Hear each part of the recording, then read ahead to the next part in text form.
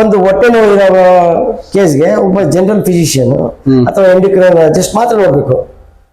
ಅವ್ರು ನ್ಯೂರಾಲಜಿಸ್ಟ್ ಬಂದು ನೋಡೋ ನೆಸಿಟಿ, ಆರ್ಥೋಪೆಡಿಷಿಯನ್ ನೋಡೋ ನೆಸಿಟಿ ಏನಿದೆ, ಸರ್ಜನ್ ನೋಡೋ ನೆಸಿಟಿ ಇದೆ. ಡಾಕ್ಟರ್ಸ್ ಅಂದ್ರೆ ಕೆಲವು ಒಳ್ಳೆ ಡಾಕ್ಟರ್ ಇದ್ದಾರೆ. ನಾವು ಒಂದು ಪರ್ಸೆಂಟೇಜ್ ಇರಬೇಕಂದ್ರೆ 25% ಜನ ಒಳ್ಳೆ ಡಾಕ್ಟರ್ಸ್ ಇದ್ದಾರೆ. Allopathy doctor, almost allopathy doctors ಎಲ್ಲ ಒಂದು ಒಳ್ಳೆ ಲೈನ್ ನಲ್ಲಿ ಕೆಲಸ ಮಾಡ್ತಾ ಇದ್ದಾರೆ. ಬಟ್ ಆಯುಷ್ ಡಾಕ್ಟರ್ಸ್ ತುಂಬಾನೇ ಕಲ್ಪೆ ಇದ್ದಾರೆ. ಊರಲ್ಲಿ ಹೋಗೋರಿಗೆ ಆಪರೇಷನ್ ಮಾಡಿರೋದು ಉದಾಹರಣೆ. ಸುಮ್ಮನೆ ಬಿಲ್ಲಿಂಗ್ ಮಾಡೋದು. ಆಮೇಲೆ ಎರಡನೇ ಕೇಸ್ ಇದು ಭ್ರೂಣಹತ್ಯೆ ಅಲ್ಲ, ಕೇಸ್ ಡೆಲಿವರಿ ಕೇಸಸ್ ಅಲ್ಲಿ ನಾರ್ಮಲ್ ಡೆಲಿವರಿ ಕೇಸಸ್ ಎಲ್ಲ ಸೆಕ್ಷನ್ಸ್ ಆಗುತ್ತೆ. 10 ಕೇಸ್ ಡೆಲಿವರಿ ಕೇಸಸ್ ಅಲ್ಲಿ 8 ಸೆಕ್ಷನ್ ಆಗ್ಬಿಡುತ್ತೆ. ಯಾಕೆ ಆಗ್ತದೆ? ಅವ್ರಿಗೆ ಬಿಲ್ ಆಗ್ಬೇಕು. ಇನ್ ಪೇಷಂಟ್ ಬಂದ್ರೆ ಏನಾಗುತ್ತೆ, ಲ್ಯಾಬ್ ಬಿಸಿ ಆಗುತ್ತೆ, ವಾರ್ಡ್ ಬಿಸಿ ಆಗುತ್ತೆ, ಔಟ್ ಪೇಷಂಟ್ ವಿಸಿಟಿಂಗ್ ಜಾಸ್ತಿ ಆಗುತ್ತೆ. ಒಂದು ಆಪರೇಷನ್ ಆದ್ರೆ ಅವ್ರಿಗೆ ಒಂದು 10-20 ಪೇಷಂಟ್ ಫಂಡ್ ಬಂದ್ಬಿಡುತ್ತೆ.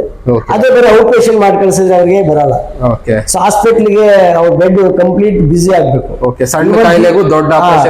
ಸಪೋಸ್ ಬಿಸಿ ಇದ್ರು ಕೂಡ ಅವ್ರು ಏನ್ ಮಾಡ್ತಾರೆ, ಇನ್ನೊಂದು ಫ್ರೆಂಡ್ ಹಾಸ್ಪಿಟ್ಲಿಗೋ ಅವ್ರ ಅಪ್ಪರ್ ಇನ್ನೂ ಸ್ವಲ್ಪ ಲೆವೆಲ್ ಇರೋ ಹಾಸ್ಪಿಟ್ಲಿಗೆ ರೆಫರ್ ಮಾಡಿ ಅವ್ರ ರೀತಿಯ ಒಂದು ಸಂಭಾವನೆ ಪಡಿತಾರೆ. ಸೊ ಇದನ್ನೆಲ್ಲ ಯಾರು ಒಂದು ಹೆಲ್ತ್ ಕೇರ್ ಸಿಸ್ಟಮ್ ಗೌರ್ಮೆಂಟ್ ಕೆಲಸ ಮಾಡ್ಬೇಕು. ಇದಕ್ಕೆ ಗೌರ್ಮೆಂಟ್ ಜಾಗೃತವಾಗಿರ್ಬೇಕು. ಇವಾಗ ನೀವು ಮೀಡಿಯಾ ಆಗ್ಲಿ ಅಥವಾ ನಾವಾಗ್ಲಿ ಹೋದ್ರೆ ನೀವ್ ಯಾರು ಅಂತ ಕೇಳ್ಬಿಡ್ತಾರೆ. ಯಾಕಂದ್ರೆ ನಾವು ಟೆಕ್ನಿಕಲಿ ಕ್ವಾಲಿಫೈಡ್ ಅಲ್ಲ. ಇವಾಗ ನೀವು ಜರ್ನಲಿಸ್ಟ್ ಹೋಗಿ ಅಟ್ಯಾಕ್ ಮಾಡಕ್ಕಾಗಲ್ಲ, ಕೇಳಲಿಕ್ಕಾಗಲ್ಲ. ಪೇಷಂಟ್ ಕೇಳಿದ್ರೆ ಪೇಷಂಟ್ ಅವ್ರಿಗೂ ಆಲ್ರೆಡಿ ಬೈಂಡಿಂಗ್ ಬೆಳೀತದೆ. ಡ್ಯಾಮೇಜ್ ಆದಾಗ ಮಾತ್ರ ಅವರು ಬರ್ತಾರೆ. ಬರ್ಬೇಕಾದ್ರೆ ಅವ್ರ ಹತ್ರ ಡೇಟಾ ಇರಲ್ಲ, ಡಿಸ್ಚಾರ್ಜ್ ಸಮ್ಮರಿ ಕೊಟ್ಟಿರಲ್ಲ ಅವ್ರಿಗೆ. ಯಾವ್ದೇ ಹಾಸ್ಪಿಟಲ್ ಡಿಸ್ಚಾರ್ಜ್ ಫುಲ್ ಕೊಡ್ತಾರೆ, ಡಿಸ್ಚಾರ್ಜ್ ಸಮ್ಮರಿ ಫುಲ್ ಕೊಡಲ್ಲ. ಅದು ನಮಗೆ ಕೊಡಕ್ ಬರಲ್ಲ ಅಂತ ಹೇಳ್ತಾರೆ. ಅದು ಕೊಡಕ್ ರೈಟ್ಸ್ ಇದೆ, ಕೇಳೋ ರೈಟ್ಸ್ ಇದೆ. ಅದನ್ನ ದಾವೆ ಹೂಡಿ ಫುಲ್ ಫೈಲೇ ತಗೊಬೋದು. ಕಂಪ್ಲೀಟ್ ಫಸ್ಟ್ ಡೇ 1 ಇಂದ ಹಿಡಿದು ಇಲ್ಲಿವರೆಗೂ ಅವರು ಸಮ್ಮರಿ ಕೊಡ್ಬೇಕು. ಯಾವ ಹಾಸ್ಪಿಟಲ್ ಸಮ್ಮರಿ ಕೊಡಲ್ಲ. ಆಮೇಲೆ ಇನ್ನೊಂದು ಮಾಫಿ ಏನಾಗಿದೆ ಅಂದ್ರೆ, ಒಂದು ಕೇಸ್ ಜನರಲ್ ಕೇಸ್ ಬಂದಿದೆ ಅನ್ಕೊಳ್ಳಿ, ಆ ಜನರಲ್ ಕೇಸ್ಗೆ ಫಿಸಿಷಿಯನ್ ನೋಡಿದ್ರೆ ಸಾಕಾಗುತ್ತೆ. ಅವನೇನಾದ್ರೂ ಪೇಷಂಟ್ ಪೇಯಬಲ್ ಇದ್ದ ಅನ್ಕೊಳ್ಳಿ, ಪೇಯಿಂಗ್ ಕೆಪಾಸಿಟಿ ಚೆನ್ನಾಗಿತ್ತು ಅಂದ್ರೆ, ಅವ್ನ ಬ್ಯಾಕ್ ಗ್ರೌಂಡ್ ಚೆನ್ನಾಗಿತ್ತು ಅಂದ್ರೆ, ಅಥವಾ ಅವ್ನ ಜಮೀನ್ದಾರು ಅಂತ ಗೊತ್ತಾದ್ರೆ, ಈಗ ಅಕ್ಕಪಕ್ಕ ಈಗ ನೋಡಕ್ಕೆ ಅವರು ಸ್ವಲ್ಪ ರಿಚ್ ಅನ್ಸ್ತಿದ್ರು ಕೂಡ ಅವರು ಜಮೀನ್ದಾರ್ ಇರ್ತಾರೆ. ಎಲ್ಲಾದ್ರೂ ದುಡ್ಡು ಹಂಚ್ಕೊಂಬತ್ತು ಖರ್ಚು ಮಾಡೋ ಕೆಪಾಸಿಟಿ ಇರುತ್ತೆ. ಅದೆಲ್ಲ ಗೊತ್ತಾದ್ರೆ ಏನ್ ಮಾಡ್ತಾರೆ ಅವರು, ಫಿಸಿಷಿಯನ್ ನೋಡಲ್ಲ, ಒಂದು ಆರ್ಥೋಪೆಡಿಷಿಯನ್ ರೆಫರ್ ಮಾಡಿಸ್ತಾರೆ, ಜೊತೆಗೆ ಒಬ್ಬ ನ್ಯೂರಾಲಜಿಸ್ಟ್ ರೆಫರ್ ಮಾಡಿಸ್ತಾರೆ, ಒಬ್ಬ ಆಪ್ಥಾಲ್ಮಾಲಜಿಸ್ಟ್ ಅವನು ರೆಫರ್ ಮಾಡಿಸ್ತಾರೆ. ಅವತ್ತು ಹಾಸ್ಪಿಟ್ಲಿಗೆ ಯಾರ್ಯಾರು ಅವೈಲೇಬಿಲಿಟಿ ಇರುತ್ತೆ ಎಲ್ಲಾರು ಒಂದು ವಿಸಿಟ್ ಹಾಕ್ಸಿ ಅವ್ರದೊಂದು 500 ಫೀಸ್, ಅವ್ರದೊಂದು 500 ಫೀಸ್, ಅವ್ರದೊಂದು 4 ಜನ ಡಾಕ್ಟರ್, ಒಂದು ಜನರಲ್ ಕೇಸ್ಗೆ 4 ಜನ ಡಾಕ್ಟರ್ದು ಬಿಲ್ ಮಾಡಿಸ್ಬಿಡ್ತಾರೆ. ಈ ತರದ ಒಂದು ಹಾಸ್ಪಿಟಲ್ ವಿಡಿಯೋ ಮಾಡಿ. ಇದು ಹೆಂಗ್ ಬರ್ಡನ್ ಆಗುತ್ತೆ ಅಂದ್ರೆ, ಒಂದು 5,000ದಲ್ಲಿ ಟ್ರೀಟ್ಮೆಂಟ್ ಸಿಗುವಂತ ಪೇಷಂಟ್ಗೆ 15-20 ಸಾವಿರ ಬಿಲ್ ಆಗ್ಬಿಡುತ್ತೆ. ಇದಕ್ಕೆ ಯಾರು ಕಂಟ್ರೋಲ್ ಮಾಡೋರು? ಇದಕ್ಕೆ ಯಾರು ಟೆಕ್ನಿಕಲ್ ಬಾಡಿ ಯಾರು? ಇದಕ್ಕೆ ಒಂದು ಗೌರ್ಮೆಂಟ್ ರಚನೆ ಮಾಡ್ಬೇಕು. ಈ ಒಂದು ಪೇಷಂಟ್ ಇಷ್ಟು ಜನ ಪೇಷಂಟ್ ನೋಡಿದೀರಾ, ಕಂಪ್ಲೀಟ್ ಈಗ ಆಡಿಟಿಂಗ್ ಮಾಡ್ತೀವಲ್ಲ, ಅದೇ ರೀತಿಯಲ್ಲಿ ಈ ತರ ಇಷ್ಟು ಪೇಷಂಟ್ ಬಂದಿದ್ದಾರೆ, ಆ ಕೇಸ್ ರೆಡಿ ತಗೊಂಡ್ಬಿಡಿ. ಈಗ ಆಡಿಟ್ ಹೆಂಗ್ ಮಾಡ್ತಾರೆ, ಹಣಕಾಸಿನ ಆಡಿಟ್ ಹೆಂಗ್ ಮಾಡ್ತಾರೋ, ಕೇಸ್ ಇಷ್ಟು ಕಂಪ್ಲೀಟ್ ಸ್ಟಡಿ ಮಾಡೋದು ಸ್ಕ್ವಾಡ್ ರೆಡಿ ಮಾಡ್ಬೇಕು ಗೌರ್ಮೆಂಟ್. ಈ ಪೇಷಂಟ್ ಈ ಕಾಲಕ್ಕೆ ಬಂದಿದ್ದಾರೆ, ನೀವೆಲ್ಲ ಏನ್ ಕ್ರಮ ತಗೊಂಡಿದ್ದೀರಾ, ಫೈಲ್ ಪ್ರಕಾರ ಏನ್ ತಗೊಂಡಿದ್ದೀರಾ? ಈ ಕೇಸ್ಗೆ ಒಂದು ಹೊಟ್ಟೆ ನೋವು ಇರೋ ಕೇಸ್ಗೆ ಒಬ್ಬ ಜನರಲ್ ಫಿಸಿಷಿಯನ್ ಅಥವಾ ಎಂಡೋಕ್ರೈನಾಲಜಿಸ್ಟ್ ಮಾತ್ರ ನೋಡ್ಬೇಕು. ಅವ್ರು ನ್ಯೂರಾಲಜಿಸ್ಟ್ ಬಂದು ನೋಡೋ ನೆಸಿಟಿ, ಆರ್ಥೋಪೆಡಿಷಿಯನ್ ನೋಡೋ ನೆಸಿಟಿ ಏನಿದೆ, ಸರ್ಜನ್ ನೋಡೋ ನೆಸಿಟಿ ಇದೆ. ಸರ್ಜನ್ OT ಕೇಸ್ ರೆಫರ್ ಮಾಡಿದ್ರೆ ಸರ್ಜನ್ ನೋಡ್ಬೇಕು. ಎಲ್ಲರೂ ನೋಡುವಂಥದ್ದು ಏನಿದೆ, ಈ ತರ ಕ್ವಶನ್ ಮಾಡಿದ್ರೆ ಇದಾಗುತ್ತೆ. ಈ ಕೇಸ್ ಯಾಕೆ ಅನ್ನೆಸರಿ ನೀವು ಪೇಷಂಟ್ಗೆ ಹೊರೆ ಮಾಡಿದ್ದೀರಾ? ಎಕನಾಮಿಕಲಿ ನೋಡಿ ಸರ್, ಕಾಯಿಲೆ ಬರೋದು ಒಂದ್ ಕಡೆ ಆದ್ರೆ ಮನುಷ್ಯನಿಗೆ ಎಕನಾಮಿ ಲಾಸ್ ಜಾಸ್ತಿ. ಅದ್ರ ಜೊತೆ ಮೆಡಿಸಿನ್ ಬಡವ ಏನಾಗುತ್ತೆ, ಕಡು ಬಡವ ಆಗ್ತಾನೆ. ಮಿಡ್ಲ್ ಕ್ಲಾಸ್ ಇದ್ದನು ಸಾಲಕ್ಕೆ ಸಿಕ್ಕಾಕೊಂತಾನೆ. ಆಲ್ರೆಡಿ ಮಿಡ್ಲ್ ಕ್ಲಾಸ್ ಸಾಲದಲ್ಲಿರೋನು ಬಡವನ್ ಹೊರಟೋಗ್ತಾನೆ. ಅಥವಾ ಮಿಡ್ಲ್ ಕ್ಲಾಸ್ ಇದ್ದು ಒಂದಿಷ್ಟು ದುಡ್ಡು ಇಟ್ಟಿರ್ತಾನೆ ಅನ್ಕೊಳ್ಳಿ, ಅವನು ಮತ್ತೆ ಸಾಲಕ್ಕೆ ಸಿಕ್ಕಾಕೊಂತಾನೆ. ಸಾಹುಕಾರರು ಬಿಡಿ, ಅವ್ರು ಯಾವಾಗ ಒಂದು ಇನ್ಸೂರೆನ್ಸ್ ಮಾಡ್ಕೊಂಡಿರ್ತಾರೆ, ಆ ಇನ್ಸೂರೆನ್ಸ್ ಅಲ್ಲಿ ಅವರು ಎಷ್ಟೇ ಬಿಲ್ ಮಾಡ್ಲಿ ಮಾಡ್ಕೊಂಡು ಹೋಗ್ತಾರೆ. ಆತರ 5% ಅಷ್ಟೇ ಜನಗಳು ಇರೋದು.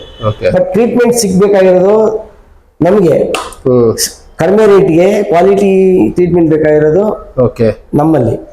ಸರ್ ಅದಾದ್ಮೇಲೆ ಗೌರ್ಮೆಂಟ್ ಒಂದು ಸಿಸ್ಟಮ್ ಮಾಡ್ಬೇಕು. ಈ ತರ ಒಂದು ಕಂಪ್ಲೀಟ್ ಆಡಿಟಿಂಗ್ ಮಾಡ್ಬೇಕು. ಆಡಿಟಿಂಗ್ ದುಡ್ಡು ಆಡಿಟಿಂಗ್ ಅಲ್ಲ, ಒಂದು ಚೆಕಪ್ ಮಾಡ್ಬೇಕು. ಒಂದು ಪೇಷಂಟ್ ಬಂದಿದ್ದಾನೆ, ಇವ್ರು ಯಾವ ಪ್ರೊಸೀಜರ್ ಅಲ್ಲಿ ಪೇಷಂಟ್ ಅಡ್ಮಿಟ್ ಮಾಡ್ಕೊಂಡಿದ್ದಾರೆ, ಇದಕ್ಕೆ ಅಡ್ಮಿಷನ್ ನೆಸಿಟಿ ಇತ್ತಾ, ಇದಕ್ಕೆ ಲ್ಯಾಬ್ ಟೆಸ್ಟ್ ನೆಸಿಟಿ ಇತ್ತಾ, ಅದಾದ್ಮೇಲೆ ಇವ್ರಿಗೆ ಏನಾದ್ರು ಇವ್ರಿಗೆ ಆಪರೇಷನ್ ಆಗಿದ್ರೆ ಇವ್ರು ಯಾವ ಪ್ರೊಸೀಜರ್ ಅಲ್ಲಿ ಇವರು ಪೇಷಂಟ್ ನ ಆಮೇಲೆ ನೋಡಿದ್ದಾರೆ, ಆಮೇಲೆ ಫಾಲೋ ಅಪ್ ಹೆಂಗ್ ಮಾಡಿದ್ದಾರೆ, ಆ ಪೇಷಂಟ್ ನ ಫೀಡ್ಬ್ಯಾಕ್ ತಗೊಂಡಿದಾರ, ಪೇಷಂಟ್ಗೆ ಏನಾದ್ರು ಫೀಸ್ ವರಿ ಆಗಿದೆಯಾ, ಇದೆಲ್ಲ ಸ್ಟಡಿ ಮಾಡಬೇಕು. ಇದು ಗೌರ್ಮೆಂಟ್ ಯಾವ ಗೌರ್ಮೆಂಟ್ ಇದುವರೆಗೂ ಮಾಡಿಲ್ಲ, ಬೇರೆ ಅಡ್ವಾನ್ಸ್ ಕಂಟ್ರೀಸ್ ಅಲ್ಲಿ ಮಾಡಿದೆ. ಇದೇನು ದೊಡ್ಡ ಖರ್ಚಾಗುವಂತದ್ದೇನಿಲ್ಲ. ಒಬ್ಬ ಕ್ವಾಲಿಫೈಡ್ ಡಾಕ್ಟರ್ಸ್ ನ ಸೋಷಿಯಲ್ ವರ್ಕರ್ಸ್ ನ ಒಂದು ಟೀಮ್ ಅಲ್ಲಿ ರೆಡಿ ಮಾಡ್ಬೇಕು. ಇವಾಗ ನೆಲಮಂಗಲದಲ್ಲಿ ಪ್ಲಾನಿಂಗ್ ಅಥಾರಿಟಿ ಒಂದು ಟೀಮ್ ಮಾಡಿರ್ತಾರೆ, ಅದು ಇದು ಬೇರೆ ಬೇರೆ ಒಂದು ಇಲಾಖೆ ಒಂದೊಂದು ಟೀಮ್ ಮಾಡಿರ್ತಾರೆ. ಈಗ ಮೆಡಿಕಲ್ ಸಿಸ್ಟಮ್ಗೆ ಒಂದು ಟೀಮ್ ರೆಡಿ ಮಾಡ್ಬೇಕು. ಬರೀ ತಾಲೂಕ್ ಆಫೀಸರ್ನ ಎಲ್ಲಕ್ಕೂ ಹೊಣೆ ಮಾಡೋದಲ್ಲ ನಾವು, ಅವ್ರಿಗೊಂದು ಟೀಮ್ ರೆಡಿ ಮಾಡ್ಕೊ. ಅವರು ಒಬ್ಬ ಇನ್ಸ್ಪೆಕ್ಟರ್ ತರ ಇರ್ಲಿ ಅವರು, ಇದನ್ನೆಲ್ಲಾರು ವಿಸಿಟ್ ಮಾಡುವಂತ ಒಂದು ಟೀಮ್ ರೆಡಿ ಮಾಡಿರ್ಬೇಕು ತಾಲೂಕಲ್ಲಿ. ಇದು ಗೌರ್ಮೆಂಟ್ ಕಡೆ ಗಮನ ಹರಿಸ್ಬೇಕು. ನಾನು ಒಂದು ಪಕ್ಷದ ಲೀಡರ್ ಆಗಿ ಹೇಳ್ತಾ ಇದ್ದೀನಿ, ಹೆಲ್ತ್ ಕೇರ್ ಸಿಸ್ಟಮ್ ತುಂಬಾ ಲ್ಯಾಪ್ಸ್ ಆಗಿದೆ.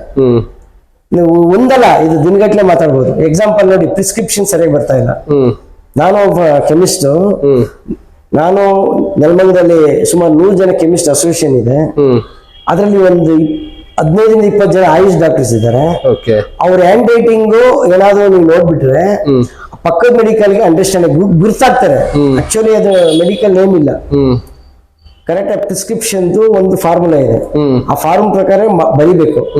ಅದು ಬರೆಯಲ್ಲ. ಯಾಕೆಂದ್ರೆ ಅಂತಂದ್ರೆ ಅವ್ರದ್ದು ಒಂದು PCT ಬ್ರ್ಯಾಂಡ್ ಇಟ್ಕೊಂಡಿರ್ತಾರೆ, ಅವ್ರದ್ದೇ ಆದ ಒಂದು ಕಂಪ್ನಿ ಬ್ರ್ಯಾಂಡ್ಸ್. ಆ ಬ್ರ್ಯಾಂಡ್ ಬರೆದ್ರೆ ಅವ್ರಿಗೆ ಒಂದು 30-40% ಕಮಿಷನ್ ಹೋಗುತ್ತೆ. ಕೆಮಿಸ್ಟ್ ಇಟ್ಕೊಂಡು ಡಾಕ್ಟರ್ಗೆ ಕೊಡ್ತಾರೆ, ಇಲ್ಲಾಂದ್ರೆ ಕಂಪ್ನಿಯವರು ಡೈರೆಕ್ಟ್ ಅವ್ರಿಗೆ ಕೊಡ್ತಾರೆ. ಆ ಬ್ರ್ಯಾಂಡೇ ಬರೀತಾರೆ. ಬೇಕಾದ್ರೆ ನೀವು ಎಕ್ಸಾಮ್ ಏನ್ ಮಾಡಿ ಬೇಕಾದ್ರೆ ಒಂದು 10 ಜನ ಯಾರಾದ್ರೂ ಒಂದು ಗ್ರೂಪ್ ಮಾಡಿ ಯಾವ್ದೋ ಬ್ರಾಂಡೆಡ್ ಐಟಮ್ಸ್ ಬರೀ ಮೆಡಿಕಲ್ ನಲ್ಲಿ ಡಾಕ್ಟರ್ ಅಕ್ಕಪಕ್ಕ ಇದ್ದಂದ್ರೆ ಅದು ಬ್ರಾಂಡೆಡ್ ಐಟಮ್ ಬರೆಯಲ್ಲ ಅವರು. ಎಲ್ಲೋ ರೇರ್ ಕೇಸು, ಸಿವಿಯರ್ ಕೇಸ್ ಇದ್ದಾಗ 1-2 ಬ್ರ್ಯಾಂಡ್ ಬರ್ತದೆ, ಮಿಕ್ಕಿದಲ್ಲೇ ಒಂದು 5-6 ಅನ್ಬ್ರಾಂಡೆಡ್ ಬರೀತಾರೆ. ಅನ್ಬ್ರಾಂಡೆಡ್ ಬರೆದ್ರೆ ಲಾಭ ಜಾಸ್ತಿ. ಹೊಸ ಕಂಪ್ನಿಗೆ ನಾವು ಸಪೋರ್ಟ್ ಮಾಡ್ಬೇಕು ನಿಜ, ಬಟ್ ಆ ಕಂಪ್ನಿ ಚೆನ್ನಾಗಿದೆಯಾ ಇಲ್ಲ ಅಂತ ಗೊತ್ತಿರಲ್ಲ. ಇವಾಗ 5 ದಿವಸ ಕ್ಯೂ ಆಗೋದು 7 ದಿವಸ ಮಾತ್ರೆ ಕೊಡ್ಬೇಕಾಗುತ್ತೆ. ಸೊ ಈ ತರ ಇದೆ. ಪ್ರಿಸ್ಕ್ರಿಪ್ಷನ್ಗೆ ಒಂದು ಸ್ಟ್ರಿಕ್ಟ್ ರೂಲ್ಸ್ ಇದೆ, ಯಾರು ಫಾಲೋ ಅಪ್ ಮಾಡಲ್ಲ. ಯಾಕೆ ಹೆಲ್ಮೆಟ್ಗೆ ರೂಲ್ಸ್ ಇದೆ, ಯಾರು ಹೆಲ್ಮೆಟ್ ಹಾಕ್ತಾರೆ ಹೆಲ್ಮೆಟ್ ಓಡಾಡ್ತಿದ್ದಾರೆ. ಪ್ರಿಸ್ಕ್ರಿಪ್ಷನ್ಗೆ ರೂಲ್ಸ್ ಇದೆ. ಪ್ರಿಸ್ಕ್ರಿಪ್ಷನ್ ಈಗ ಗೌರ್ಮೆಂಟ್ ಹಾಸ್ಪಿಟಲ್ ಚೀಟಿ ಬರ್ತದೆ ಸರ್, ಒಂದು ಸಣ್ಣ ಚೀಟಿನಲ್ಲಿ ಗುರ್ತಾ ಕೊಡ್ತಾರೆ. ಇದೇ MTP ಕಿಟ್ ನ ಬರ್ಕೊಡ್ತಾರೆ, ಗುರುತು ಚೀಟಿ ಹಾಕ್ತಾರೆ. ನಾವು ಅದನ್ನ ಕೊಡೋಂಗಿಲ್ಲ ಆಕ್ಚುಲಿ. ಗೌರ್ಮೆಂಟ್ ಹಾಸ್ಪಿಟಲ್ ಡಾಕ್ಟರ್ದು ಸ್ಪೆಸಿಫೈಸ್ ಹೆಸರು, ಅವ್ರ ರಿಜಿಸ್ಟರ್ ನಂಬರು, ಗೌರ್ಮೆಂಟ್ ಹಾಸ್ಪಿಟಲ್ದು ಒಂದು ಮೇನ್ ಏನಿರ್ಬೇಕು, ಅದ್ರಲ್ಲಿ ಯಾವ ಡಾಕ್ಟರ್ ಅವ್ರು ಕೊಟ್ಟು ಬರ್ತಿರೋದು ಡೀಟೇಲ್ ಬರ್ಕೊಡ್ಬೇಕು. ಆಮೇಲೆ ಪೇಷಂಟ್ ಡೀಟೇಲ್ ಬರ್ಕೊಡ್ಬೇಕು. ಆ ಚೀಟಿನ ಬರ್ಕೊಡ್ತಾರೆ. ಅವ್ರು ಕೆಲವ್ರಿಗೆ ಕೆಮಿಸ್ಟ್ ಏನ್ ಮಾಡ್ತಾರೆ, ಅದು ಆ ಚೀಟಿ ಬರ್ಕೊಟ್ಟಾಗ ಕೊಡ್ಲಿಲ್ಲ ಅಂದ್ರೆ ಏನ್ ಮಾಡ್ತಾರೆ, ಇನ್ನೊಂದು ಕೆಮಿಸ್ಟ್ ಕೊಡ್ತಾರೆ ಅಂತ ಇನ್ನೊಂದ್ ಕಡೆ ಹೊರಟಾಗ್ತಾರೆ. ಅವನು ತಾನು ವ್ಯಾಪಾರ ಲಾಸ್ ಮಾಡ್ಕೋಬೇಕು ಅಂತ ಅವನೇನ್ ಮಾಡ್ತಾನೆ, ಹೆಂಗೋ ಒಂದಿಷ್ಟು ವ್ಯಾಪಾರ ಮಾಡ್ಬೇಕು ಅಂತ ಆ ಚೀಟಿ ಮೇಲೆ ಕೊಡ್ತಾ ಇದ್ದಾರೆ. ಆಕ್ಚುಲಿ ಕೊಡೋಂಗಿಲ್ಲ. ಕೆಮಿಸ್ಟ್ ಕೊಡ್ತಾ ಇದ್ರು ಸರಿ ಅಂತ ಚೆಕ್ ಮಾಡಕ್ಕೂ ಆಗಲ್ಲ. ಡಾಕ್ಟರ್ ಸರಿಯಾಗಿ ಅಷ್ಟೇ ಬರೀತಾ ಇಲ್ಲ.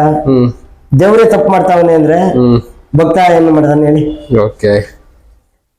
ಮೆಡಿಕಲ್ ಅಲ್ಲಿ ಟೋಟಲಿ ಈಗ ದೇವ್ರು ತಪ್ಪು ಮಾಡ್ತಾ ಇದ್ದಾನೆ ಅಂದ್ರೆ ಭಕ್ತ ಏನ್ ಮಾಡ್ತಾನೆ? ಏನು ಮಾಡಕ್ಕ. ಮೇಸ್ಟ್ರು ತಪ್ಪು ಮಾಡ್ತಾ ಇದ್ದಾನೆ, ಸ್ಟೂಡೆಂಟ್ ಏನ್ ಮಾಡ್ತಾನೆ?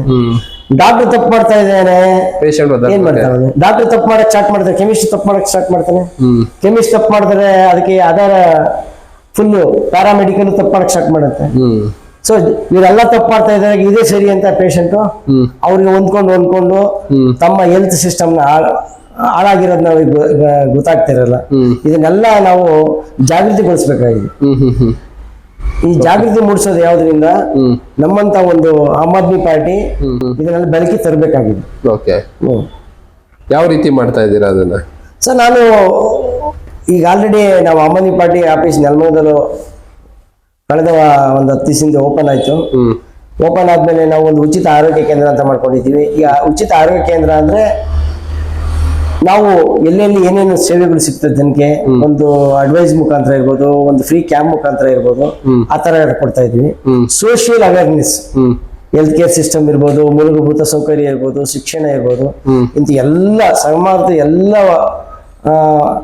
ವರ್ಗದಿಂದ ಏನೇನು ಜನಗಳಿಗೆ ಅನ್ಯಾಯ ಆಗ್ತಾ ಇದೆ, ಜನರು ತಿಳುವಳಿಕೆ ಇಲ್ಲ, ಅದನ್ನ ನಾವು ಕಾನೂನ ಅರಿತುಕೊಂಡು ಕಾನೂನ ತಿಳ್ಕೊಂಡು ಸಿಸ್ಟಮ್ನ ತಿಳ್ಕೊಂಡು ಜನಕ್ಕೆ ತಿಳಿಸೋದು ಓಕೆ. ನಿಮ್ಮಂತವ್ರ ಸಹಾಯದಿಂದ, ಮೀಡಿಯಾ ಸಹಾಯದಿಂದ. ಈಗ ನೀವ್ ಹೇಳ್ದಾಗ ಒಂದು ಪಾಯಿಂಟ್ ಕೇಳ್ಬೇಕು. ಈಗ ಮೆಡಿಕಲ್ ಮಾಫಿಯಾದಲ್ಲಿ ಡಾಕ್ಟರ್ಗಳು ತುಂಬಾ ಜನ ಜಾಸ್ತಿ ಆಗ್ಬಿಟ್ಟಿದ್ದಾರೆ. ಹೇಗೆ ಅಂದ್ರೆ ಸಣ್ಣ ಸಣ್ಣ ರೂಮಲ್ಲೆಲ್ಲ ಕ್ಲಿನಿಕ್ಗಳು ರನ್ ಮಾಡ್ತಾ ಇರ್ತಾರೆ. ಅವ್ರು ನಿಜವಾದ ಡಾಕ್ಟ್ರಾ ಇಲ್ಲ MBBS ಡಾಕ್ಟ್ರಾ ಆಯುಷ್ ಡಾಕ್ಟ್ರಾ ಅನ್ನೋದು ಹೇಗೆ ಗೊತ್ತಾಗುತ್ತೆ? ಸೊ ಫಸ್ಟ್ ಆಫ್ ಆಲ್ ಏನ್ ಮಾಡ್ಬೇಕು, ಹೆಲ್ತ್ ಡಿಪಾರ್ಟ್ಮೆಂಟು ಲೈಸೆನ್ಸ್ ಇಶ್ಯೂ ಮಾಡುತ್ತೆ. ಓಕೆ. ಅವ್ರನ್ನ ಹೆಸರು ಇಟ್ಕೊಂಡಿರ್ತಾರೆ, ಕ್ಲಿನಿಕ್ ಆಗಲಿ ಪಾಲಿಕ್ಲಿನಿಕ್ ಆಗಲಿ ಹಾಸ್ಪಿಟ್ಲ್ ಏನೋ ಇಟ್ಕೊಂಡಿರ್ತಾರೆ. ಇದು ಆಯುಷ್ ಅಲೋಪತಿನ ಅನ್ನೋದನ್ನ ಹೈಲೈಟ್ ಮಾಡ್ಬೇಕು ಅಸಲೇ. First of all Ayush clinic ಅಂದ್ರೆ ಇಷ್ಟೆಲ್ಲ ಬರುತ್ತೆ. ನ್ಯಾಚುರೋಪತಿ ಬರುತ್ತೆ, ಆಯುರ್ವೇದ ಬರುತ್ತೆ, ಯುನಾನಿ ಬರುತ್ತೆ. ಇವಕ್ಕೆಲ್ಲ ಆಯುಷ್ ಕ್ಲಿನಿಕ್ ಅಂತ ಕೊಡಿ, ಇನ್ನೊಂದು ಅಲೋಪತಿ ಕ್ಲಿನಿಕ್ ಅಂತ ಮೇಲೆ ಫಸ್ಟ್ ಮೂರನೇ ಒಂದು ಭಾಗ ಆದ್ರೂ ಬೋರ್ಡ್ ಅಲ್ಲಿ ಆಯುಷ್ ಕ್ಲಿನಿಕ್ ಅಂತಾನೆ ಕೊಡ್ಬೇಕು, ಇಲ್ಲಾಂದ್ರೆ ಅಲೋಪತಿ ಕ್ಲಿನಿಕ್ ಅಂತ ಕೊಡ್ಬೇಕು. ಈಗ ನಮಗ್ ಗೊತ್ತಿರಲ್ಲ, ಹೋಗ್ಬಿಡ್ತೀವಿ. ನೋಡಿ ಇಲ್ಲಿ ನೆಲಮಂಗಲದಲ್ಲಿ ಒಂದು ಕ್ಲಿನಿಕ್ ಇದೆ, ಒಂದು ಫೇಮಸ್ ಕ್ಲಿನಿಕ್ ಇದೆ. ಫೇಮಸ್ ಹೆಂಗಾಯ್ತು ಅಂದ್ರೆ ಅವ್ರಿಗೆ 15-20 ರೂಪಾಯಿ ಕೊಟ್ರೆ ಕನ್ಸಲ್ಟೇಷನ್ ಮಾಡ್ತಾರೆ. 20 ರೂಪಾಯಿಗೆ ಅವರು ಒಂದು PCD ಕಂಪ್ನಿ ಮೆಡಿಸಿನ್ ಬರೀತಾರೆ. ಅವ್ರು ಆಂಟಿಬಯೋಟಿಕ್ ಕೂಡ 2 ದಿವಸಕ್ಕೆ 3 ದಿವಸಕ್ಕೆ ಅಷ್ಟೇ ಬರೆಯೋದು. ಒಂದು ಆ ತರದ್ದು ಗುಂಪೆ ಒಂದು 15-20 ಜನ ಡಾಕ್ಟರ್ಸ್ ಇದ್ದಾರೆ. ಅವ್ರು ಆಂಟಿಬಯೋಟಿಕ್ ಇವರೇ ಡಿಸೈಡ್ ಮಾಡ್ತಾರೆ. ಸರ್ ಇನ್ಫೆಕ್ಷನ್ ಬಂತು ಅಂದ್ರೆ ಬಡವ ಬಲ್ಲಿಗ ಶ್ರೀಮಂತ ನೋಡಲ್ಲ, ಅದಕ್ಕೆ ಕಂಪ್ಲೀಟ್ ಕೋರ್ಸ್ ಕೊಡ್ಲೇಬೇಕಾಗುತ್ತೆ. ನೀವು ಏನಾದ್ರೂ ಒಂದು ಸ್ಟ್ಯಾಂಡರ್ಡ್ ಕಂಪ್ನಿ ಕೊಡೋಕ್ಕಾಗಿಲ್ಲ ಅಂದ್ರೆ ಒಂದು ಮೀಡಿಯಂ ಸೈಜ್ ಕಂಪ್ನಿದೆ ಕೊಡ್ಬೇಕಾಗುತ್ತೆ. ರೇಟ್ ಕಡಿಮೆ ಇರೋದಾದ್ರೆ ಹುಡುಕಿ ಕೊಡ್ಬೇಕಾಗುತ್ತೆ. ಪೇಷಂಟ್ ಆ ತರ ಹೆಲ್ಪ್ ಮಾಡ್ಬೋದು, ಬಟ್ ಕೋರ್ಸ್ ನೀವು ಕಡಿಮೆ ಮಾಡೋಕ್ಕಾಗಲ್ಲ. ಡೆಂಟಲ್ ಇನ್ಫೆಕ್ಷನ್ ಆಗಿದೆ, ರೂಟ್ ಇನ್ಫೆಕ್ಷನ್ ಆಗಿದೆ ಅಂದ್ರೆ ಅದಕ್ಕೆ ಹೀಲ್ ಆಗಕ್ಕೆ 5 days ಆಂಟಿಬಯೋಟಿಕ್ ಕೊಡ್ಲೇಬೇಕಾಗುತ್ತೆ. ಇಲ್ಲ ಅದು ಆಂಟಿಬಯೋಟಿಕ್ ಬೇಡ, ನೀವು ಒಂದು ಪ್ರೀಮಿಯರ್ ಹೆಲ್ತ್ ಕೇರ್ ತಗೊಳ್ಳಿ ಅಂತ ಅಡ್ವೈಸ್ ಮಾಡಾದ್ರೂ ಕಳಿಸ್ಬೇಕು. ಒಂದು ಸಿಂಪ್ಟಮೆಟಿಕ್ ಟ್ರೀಟ್ಮೆಂಟ್ ಕೊಟ್ಬಿಟ್ಟು ಆಂಟಿಬಯೋಟಿಕ್ ಡಾಕ್ಟರ್ ಆದವ್ರು 3 ದಿವಸಕ್ಕೆ ಬರ್ತಾರೆ. ಏನ್ ಹೀಲ್ ಆಗುತ್ತೆ automatically micro organisms antibiotic resistance develop ಆಗುತ್ತೆ. ಇದಕ್ಕೆ ಆಲ್ರೆಡಿ ಗೌರ್ಮೆಂಟ್ ಆಫ್ ಇಂಡಿಯಾ ತುಂಬಾ ಆಕ್ಷನ್ ತಗೊಂಡಿದೆ. ಆಂಟಿಬಯೋಟಿಕ್ ಎಲ್ಲ ರೆಸಿಸ್ಟೆನ್ಸ್ ಆಗ್ತಾ ಇದೆ. ಏನಿದ್ರು ಒಂದು ಫುಲ್ ಕೋರ್ಸ್ ಬರೆಯುವಂತದಕ್ಕೆ ಆಯುಷ್ ಡಾಕ್ಟರ್ಗೆ ಕೆಲವು ಮಾತ್ರ ಅವ್ರಿಗೆ ಪರ್ಮಿಷನ್ ಕೊಟ್ಟಿದೆ ಬರೀಲಿಕ್ಕೆ. ಅದು ನೀವು ಆಯುಷ್ ಕ್ಲಿನಿಕ್ ಅಂತ ಇದ್ರೆ ನಾವು ಕೇಳ್ಬೋದು, ಡಾಕ್ಟರ್ ನೀವು ಆಯುಷ್ ಕ್ಲಿನಿಕ್, ನಾವು ಫಾರ್ಮಸಿಸ್ಟ್ ನಮ್ಮ ಹತ್ರ ಬರ್ತಾರೆ, ಡಾಕ್ಟರ್ ನೀವು ಆಯುಷ್ ಕ್ಲಿನಿಕ್ ಇಟ್ಕೊಂಡಿದ್ರ, ನೀವು ಆಂಟಿಬಯೋಟಿಕ್ ಬರ್ದಿದ್ರೆ ಇದು ಸರಿಯಲ್ಲ ಅಂತ ನಾವು ಕೇಳ್ಬೋದು. ನೀವು ಗೌರ್ಮೆಂಟ್ ನೀವು ಅದಕ್ಕೆ ಸಪೋರ್ಟ್ ಮಾಡಿಲ್ಲ ಅಂದ್ರೆ, ಆಯುಷ್ ಕ್ಲಿನಿಕ್ ಅಲೋಪತಿ ಅಂತ ಬರ್ದಿಲ್ಲ ಅಂದ್ರೆ ನಾವೇನ್ ಕೇಳಕ್ಕಾಗುತ್ತೆ? ನಾವು ಬಿಸ್ನೆಸ್ ಅವ್ರೇನ್ ಮಾಡ್ತಾರೆ, ನಾವೇನು ಆರ್ಗ್ಯೂ ಮಾಡಕ್ ಹೋಗೋದಾಗುತ್ತೆ, ಆ ಮೆಡಿಕಲ್ ಹೋಗ್ಬೇಡಿ ಈ ಮೆಡಿಕಲ್ ಹೋಗಿ ಅಂತ ಅವರೇ ಡೈರೆಕ್ಟ್ ಮಾಡ್ಬಿಡ್ತಾರೆ. ಸೊ ನಾವೇನಾಗುತ್ತೆ ಬಿಸ್ನೆಸ್ ಕಳ್ಕೊಬೇಕಾಗುತ್ತೆ. ಅರ್ಥ ಆಯ್ತಾ? ಈಗ ಮೊದಲೇ ಡಿಸ್ಕೌಂಟ್ ಅವಳಿ ನಡೀತಾ ಇದೆ. ಕೆಮಿಸ್ಟ್ಗೆ ಒಂದಲ್ಲ ಸರ್, 100 ಹೊರೆ ಬಿದ್ದಿದೆ. ಅವ್ರಿಗೆ ಒಂದು ಡ್ರಗ್ ಡಿಪಾರ್ಟ್ಮೆಂಟ್ ಲೈಸೆನ್ಸ್ ತಗೋಬೇಕು, GST ತಗೋಬೇಕು, ಆಮೇಲೆ ಲೇಬರ್ ಇಂದ ತಗೋಬೇಕು, ಲೋಕಲ್ ಲೈಸೆನ್ಸ್ ತಗೋಬೇಕು. ಅದಾದ್ಮೇಲೆ 108 ಕಷ್ಟ ಇದೆ. ಒಂದು ವೈನ್ ಸ್ಟೋರ್ ನಡೆಸ್ಬೋದು, ಇವತ್ತು ಮೆಡಿಕಲ್ ಸ್ಟೋರ್ ನಡೆಸಕ್ಕಾಗಲ್ಲ. ವೈನ್ ಸ್ಟೋರ್ ಅವ್ರು ನಡೆಸೋರ್ಗೆ ದೊಡ್ಡ ಲಂಚ ಕೊಟ್ಟು ನಡೆಸ್ಕೊಂಡು ಹೋಗ್ಬೇಕು ಅವರು. ಅವರಷ್ಟೇ ಖರ್ಚು ಮೆಡಿಕಲ್ ಸ್ಟೋರಿಗೆ ಬಂದು ಕೂತಿದ್ದೇವೆ. Medical store. ಆಮೇಲೆ ಇತ್ತೀಚೆಗೆ ಪೊಲೀಸ್ ದಾಳಿಗಳು ಆಗೋದು, ಜೊತೆಗೆ ಬೇರೆ ಬೇರೆ ಎಲ್ಲ ಆಗಕ್ಕೆ ಸ್ಟಾರ್ಟ್ ಆಗಿದೆ. ಈ ಕೆಮಿಸ್ಟ್ ಅವ್ರಿಗೆ ಎಲ್ಲೋ ಕೆಲವು PCD ಕಂಪ್ನಿನಲ್ಲಿ ಜನರಲ್ ಮೆಡಿಕಲ್ ಒಂದು 500-600 ರೂಪಾಯಿ ವ್ಯಾಪಾರ ಆಗುತ್ತೆ. ಅದರಲ್ಲಿ 100% ಲಾಭ ಇರೋ ಪ್ರಾಡಕ್ಟ್ ಇದೆ. ಬಟ್ ಬ್ರಾಂಡೆಡ್ ಐಟಮ್ ಅಲ್ಲಿ ಒಂದು 12-18%, 20% ಅಷ್ಟೇ ಸಿಗೋದು. ಬಟ್ ಅಂಗಡಿ ಖರ್ಚು 8% ಬರ್ತಾ ಇದೆ. ಈ 20% ಲಾಭ ಇದೆ ಅನ್ಕೊಳ್ಳಿ, 19% ಖರ್ಚು ಬಂದಾಗ ಇನ್ 8% ತಗೊಂಡಾಗ ಅವ್ನು ಏನ್ ಜೀವನ ಮಾಡ್ತಾನೆ? ಅವ್ನ ಏನ್ ಸಂಸಾರ ನಡೆಸಕ್ಕಾಗುತ್ತೆ? 12,000 ವ್ಯಾಪಾರ ಮಾಡ್ತಾನೆ, ಅವ್ನಿಗೆ 800-900 ರೂಪಾಯಿ ದಿನ ಕುಡಿತದೆ ಅಂದ್ರೆ ಅವ್ನ ಬಾಡಿಯಲ್ಲಿ ಕಟ್ತಾನೆ. ಅವ್ನ ಡಿಪಾರ್ಟ್ಮೆಂಟ್ ಮಾಡೋ ಫೈಲ್ಗಳು ನಂಗೆ ಮೇಂಟೈನ್ ಮಾಡ್ತಾನೆ. ಅದಕ್ಕೆ ಅದೇ 50,000 ವ್ಯಾಪಾರ ಮಾಡೋರು ತುಂಬಾ ಅನುಭವ ಇರೋರು, ಅವ್ರು ಆಲ್ರೆಡಿ ಸ್ಟ್ರಗಲ್ ಆಗಿ ಏನೋ ಒಂದು 50,000 ರೂಪಾಯಿ ವ್ಯಾಪಾರಕ್ಕೆ ಬಂದಿರ್ತಾರೆ. ಬಟ್ ಅವ್ನು 50,000-60,000 ವ್ಯಾಪಾರ ಮಾಡ್ಬೇಕಾದ್ರೆ ಅವ್ನು 7-8 ಜನ ಹುಡುಗರು ಇಟ್ಕೋಬೇಕು, ಅವರು ಖರ್ಚು ವೆಚ್ಚಗಳನ್ನ ನೋಡ್ಕೋಬೇಕು. ಮೆಡಿಕಲ್ ಫಾರ್ಮಸಿಸ್ಟ್ ಬಿಸ್ನೆಸ್ ಏನ್ ಮಾಡ್ತಾ ಇದಾರೆ, ಅವ್ರು ಆಲ್ರೆಡಿ ಆ ಫೀಲ್ಡ್ ಬಂದ್ಬಿಟ್ಟಿದ್ದಾರೆ, ಇನ್ನೇನು ಗತಿ ಇಲ್ಲ ಅಂತ ಆ ಫೀಲ್ಡ್ ಅಲ್ಲಿ ಕಷ್ಟಪಟ್ಟು ಜೀವನ ಮಾಡ್ಕೊಳ್ತೀವಿ. ತುಂಬಾ ಫಾರ್ಮಸಿಸ್ಟ್ ಆಗ್ಲಿ, ಫಾರ್ಮಸಿ ನಡೆಸೋಂತ ಓನರ್ ಆಗ್ಲಿ ತುಂಬಾ ಕಷ್ಟ ಆಗಿದೆ.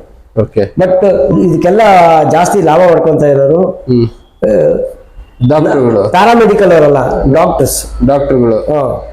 ಡಾಕ್ಟರ್ಸ್ ಅಂದ್ರೆ ಕೆಲವು ಒಳ್ಳೆ ಡಾಕ್ಟರ್ ಇದ್ದಾರೆ. ನಾವು ಒಂದು ಪರ್ಸೆಂಟೇಜ್ ಇರಬೇಕಂದ್ರೆ 25% ಜನ ಒಳ್ಳೆ ಡಾಕ್ಟರ್ಸ್ ಇದ್ದಾರೆ ಶಿವಮೊಗ್ಗದಲ್ಲಿ. Allopathy doctor, almost allopathy doctors ಎಲ್ಲ ಒಂದು ಒಳ್ಳೆ ಲೈನ್ ಅಲ್ಲಿ ಕೆಲಸ ಮಾಡ್ತಾ ಇದ್ದಾರೆ. ಬಟ್ ಆಯುಷ್ ಡಾಕ್ಟರ್ಸ್ ತುಂಬಾನೇ ಕಲ್ಪೆ ಇದ್ದಾರೆ. ಒಂದ್ ಹೇಳ್ಬೇಕಾದ್ರೆ 90% ಅವರು ಬರೀ ದುಡ್ಡು ಮಾಡೋದೇ ಅವ್ರ ಕೆಲಸ. ಓಕೆ. ಒಂದು 15, 20, 50 ರೂಪಾಯಿಗೆಲ್ಲ ಕನ್ಸಲ್ಟೇಷನ್ ಇದೆ. ಅಲೋಪತಿ ಡಾಕ್ಟರ್ಗೆ ಹೋದ್ರೆ 200, 300, 500 ತನಕ ಕನ್ಸಲ್ಟೇಷನ್ ಫೀಸ್ ಕೊಡ್ಬೇಕು. ಅವ್ರ 10ಕ್ಕೆ ಹೋಗ್ತಾರೆ, ಒಂದ್ 200, 300 ಎಲ್ಲ ಟ್ರೀಟ್ಮೆಂಟ್ ಸಿಗುತ್ತೆ ಅಂತ.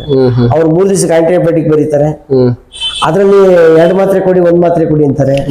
ಡೋಸ್ ಏನ್ ಕೊಡ್ತಾರೆ ಅಂತಂದ್ರೆ ಆ ಒಂದು ಪೀರಿಯಡ್ ಅಲ್ಲಿ 5-6 ಗಂಟೆನಲ್ಲಿ ಇಷ್ಟೇ ಡ್ರಗ್ಸ್ ಬ್ಲಡ್ ಅಲ್ಲಿ ಇರ್ಬೇಕು ಅಂತ ಒಂದು ಇರುತ್ತೆ. ಅಷ್ಟು ಡ್ರಗ್ ಆ ಬ್ಲಡ್ ಅಲ್ಲಿ ಫ್ಲೋ ಆಗ ಮಾತ್ರ ಅದು ಬಾಡಿಗೆ ಅಬ್ಸರ್ವ್ ಆಗುತ್ತೆ, ಬೇರೆ ಆರ್ಗನ್ಗೆ ಡ್ಯಾಮೇಜ್ ಆಗಲ್ಲ. ನೀವೇನಾದ್ರೂ 3 ಡೋಸೇಜ್ ಒಟ್ಟಿಗೆ ತೊಗೊಳಕ್ಕಾಗುತ್ತೆ ಸರ್. ಸೊ ಅದನ್ನ ಡೋಸೇಜ್ ಕೊಟ್ಟು ಡ್ಯೂರೇಷನ್ ಐತಿ. ಮೆಡಿಕೇಶನ್ ಅಂದ್ರೆ dose with duration is called as medication. ಎಷ್ಟು ಫ್ರೀಕ್ವೆನ್ಸಿ ಕೊಡ್ತಾ ಇದೀವಿ, ಎಷ್ಟು ದಿನ ಕೊಡ್ತಾ ಇದೀವಿ, ಅದು ಮೆಡಿಕೇಶನ್. ಆಯುಷ್ ಡಾಕ್ಟರ್ ಏನ್ ಮಾಡ್ತಾರೆ, ಅವರೇ 3 ದಿವಸ 2 ದಿವಸ ನೀವು ತೊಗೊಳಕ್ಕಾಗಲಿ 2 ತಗೊಳ್ಳಿ ಅಂತ ಅವರೇ ಕಳಿಸ್ತಾರೆ. ನೀವ್ ಯಾಕೆ ಟ್ರೀಟ್ಮೆಂಟ್ ಕೊಡ್ತೀರಾ? ಅವ್ರಿಗೆ ಹೆಲ್ತಿ ಸಜೆಷನ್ ಕೊಡಿ. ಅವ್ರಿಗೆ ಏನೋ ಎಕನಾಮಿಕ್ ಕಂಡೀಷನ್ ವರಿಷ್ಠಿದ್ರೆ ಗೌರ್ಮೆಂಟ್ ಹಾಸ್ಪಿಟಲ್ ರೆಫರ್ ಮಾಡಿ. ಇಲ್ಲ ಅವ್ರಿಗೇನ ಹಣ ಉಳಿತಾಯ ಆಗ್ಬೇಕಾದ್ರೆ ನೋಡಪ್ಪ ನಿಮ್ಗೆ ಈ ತರ ಒಂದು ಪ್ರೊಸೀಜರ್ ಮಾಡ್ಕೊಳ್ಳಿ, ಈ ತರ ಒಂದು ಲೈಫ್ ಸ್ಟೈಲ್ ಚೇಂಜ್ ಮಾಡ್ಕೊಳ್ಳಿ. ಈ ಕಾಮನ್ ಕಾಯಿಲೆಗೆ ಅವ್ರ ಹತ್ರ ಹೋಗ್ತಾರೆ. ಗೌರ್ಮೆಂಟ್ ಡಾಕ್ಟರ್ ಅಂದ್ರೆ ಕೆಲವೊಬ್ರು ಗೌರ್ಮೆಂಟ್ ಡಾಕ್ಟರ್ ಏನ್ ಮಾಡ್ತಾ ಇದಾರೆ, ಅಲ್ಲೆಲ್ಲೋ ಹಾಸ್ಪಿಟಲ್ ಇರುತ್ತೆ, ಅವ್ರು ಇನ್ನೊಂದ್ ಕಡೆ ಕ್ಲಿನಿಕ್ ನಡೆಸ್ತಾ ಇರ್ತಾರೆ.